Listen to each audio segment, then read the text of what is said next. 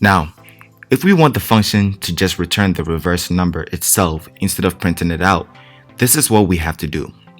First, we must include a variable which allows us to store the reversed number.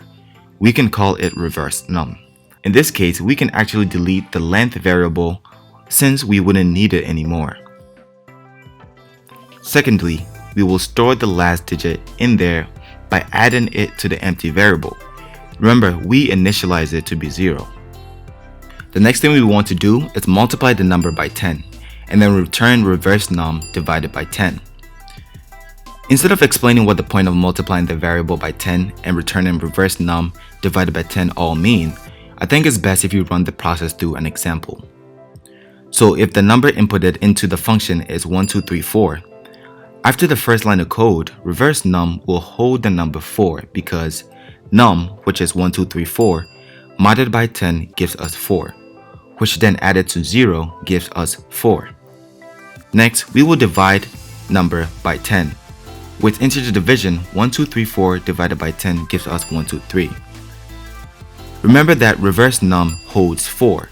By multiplying reverse num by 10, we are essentially increasing the order of the number from 1 to 10 to help us build or create a reversed number. In other words, multiplying by 10 allows us to create a space in the ones place, so we can always add the next digit to the reverse number variable without changing the one we already added. If you still don't understand, let us finish our example.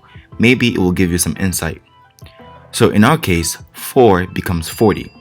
And then after another iteration in the loop, 40 becomes 43. So 123 modded by 10 is 3. 3 plus 40 gives us 43. If we go through the loop, 43 becomes 430 and then 432. This will continue until num reaches 0 and then the loop will stop. In our case, after the loop is done, we will get a value of 43210 because of the way our function is structured. What we need to do is just return the value divided by 10, which will just get rid of the 0.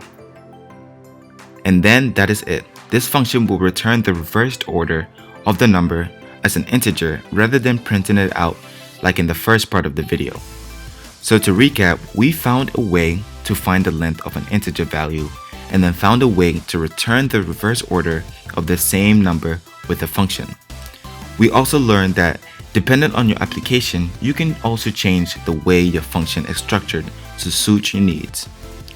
If this video helped you in any way, please consider giving it a like and commenting, as it helps me reach more people and help my channel grow. Thank you for your support, and I'll see you on the next video. Thank you.